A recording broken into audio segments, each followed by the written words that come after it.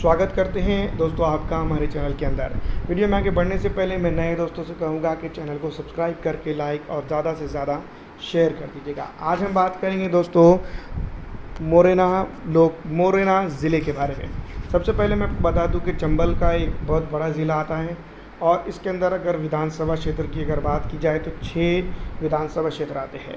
मध्य प्रदेश की जो है तो इस विधानसभा चुनाव के दौरान भारतीय जनता पार्टी को यहाँ पर काफ़ी जो है तो वोट मिला था और यूँ भी कहा जाए कि मोरेना के ऊपर जो तो clean sweep Bharatiya Janata party ने की थी, तो इसमें कोई दो राय नहीं है। दोस्तों, जिस तरह से आप जानते हैं कि शिवराज सिंह चौहान के नेतृत्व में भारतीय जनता पार्टी की सरकार यहाँ पर यानी कि मध्य प्रदेश के अंदर रवा दवा है, वो पूरी तरह से फ्लॉप नज़र आती है। बहुत सारे मुद्दों पर, बहुत सारे मोर्चों पर, बहुत सारी जगहों पर। कुछ ही दिनों पहले पेशाब कांड हुआ था, उसके ऊपर भी कमलनाथ ने काफ़ी जो है तो भारतीय जनता पार्टी की सरकार को घसीट के जो है तो कटघरे में लिया था। इस बार भी मध्य प्रदेश के अंदर कुछ हालात ऐसी ही हैं और शिवराज सिंह चौहान के सामने जो तो कमलनाथ की बड़ी चुनौती है। वहीं एक प्रियंका गांधी और तमाम तर बड़े नेतागण जो है तो यहाँ पर उनके सामने खड़े होते हुए नजर आ रहे हैं। 2 पूर्व मुख्यमंत्री एक साथ हैं, दिग्विजय सिंह और कमलनाथ। कमलनाथ का बयान आता है कि वो अभी तो जवान है और बहुत सारी चीज़ें वो यहाँ कर सकते हैं। दूसरी तरफ अगर बात की जाए ज्योतिरादित्य सिंधिया की, तो यहाँ पर मैं आपको बता दूँ कि वो काफ़ी मजबूत स्थिति में है।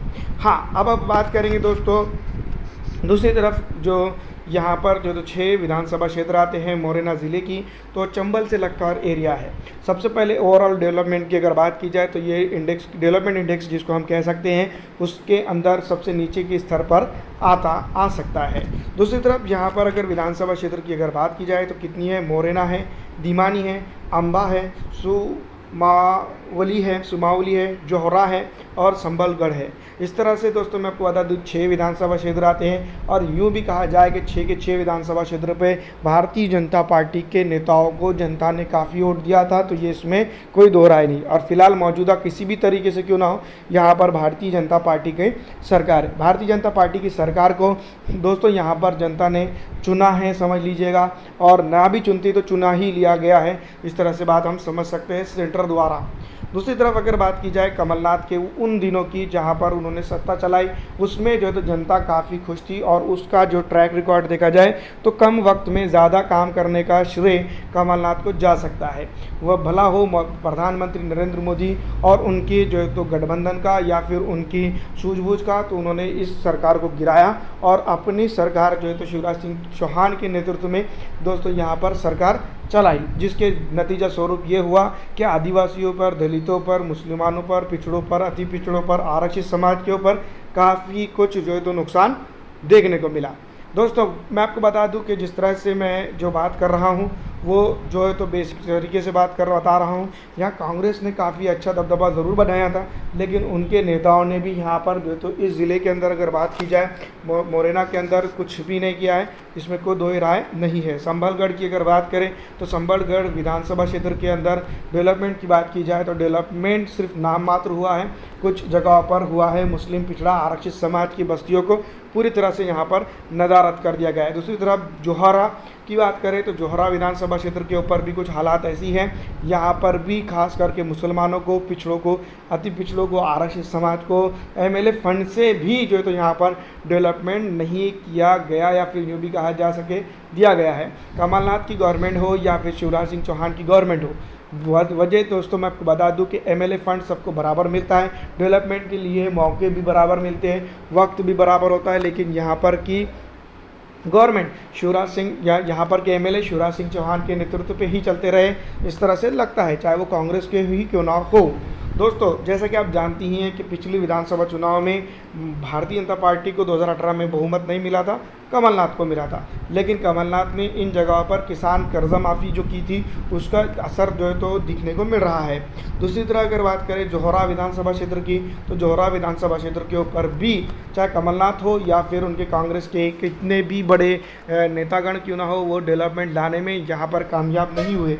ये बात आप तमाम ही जानते होंगे या समझते भी होंगे कि यहाँ पर बेसिक तौर पर जितना डेवलपमेंट की बात की जाती है वो यहाँ पर नहीं हुआ है, और जिसके चलते यहाँ पर जो तो कांग्रेस के जो नेतागण हैं मौजूदा उनसे काफ़ी जनता नाराज़ है, और जोहरा के अंदर भारतीय जनता पार्टी के जो है तो नेताओं को फिर एक बार मौका बन सकता है। अगर जोहरा के अंदर इस तरह के हालात पैदा हो रहे हैं तो इस बात में कहीं ना कहीं कमलनाथ की स्ट्रेटेजिक फेलियर है, और ये फेलियर अगर लीड कर जाता है तो मैं आपको बता दूं मोराना की 6 के 6 विधानसभा क्षेत्र पे फिर एक बार जो तो भारतीय जनता पार्टी अपना कब्जा जमा सकती है। चंबल के अंदर अगर बात करें तो 3 ज़िले आते हैं, 3 में से 13 विधानसभा क्षेत्र आती है, और सबसे ज़्यादा विधानसभा क्षेत्र चंबल के इस ज़िले के अंदर मोरेना के अंदर आती है, जो हम आपको बता रहे हैं। सुमाली की अगर बात की जाए तो सुमाली विधानसभा क्षेत्र के ऊपर शिवराज सिंह चौहान फिर एक बार वापसी कर सकते हैं, जहां पर जो है तो भारतीय जनता पार्टी की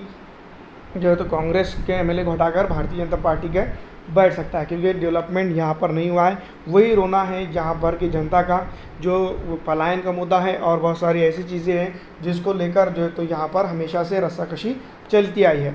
दूसरी तरफ अगर बात की जाए वहीं ज्योति आदित्य सिंधिया का भी फैक्टर यहाँ पर असरअंदाज रहेगा। अगर ज्योति आदित्य सिंधिया को पूरे सम्मानजनक तरीके से यहाँ पर अगर सत्ता में रहते हैं तो यहाँ पर सीधी तौर पर मैं आपको बता दूँ कि कमलनाथ के सामने एक कमलनाथ की बड़ी चुनौती वो खड़ी कर सकते हैं। दूसरी तरफ अगर बात की जाए मैं आपको बता दूं कि सुमाली मोरेना और विधानसभा क्षेत्र के ऊपर तो यहाँ पर ये सिटी का एरिया आता है दोस्तों। यहाँ पर जो तो पिछली दफ़ा और इस बार भी कुल मिलाकर अगर बात की जाए तो मैं आपको बता दूं कि जिस तरह से अभी हाल का जो मौका बन रहा है तो पूरे मध्य प्रदेश के अंदर कांग्रेस का मौका बनता हुआ दिखाई दे रहा है।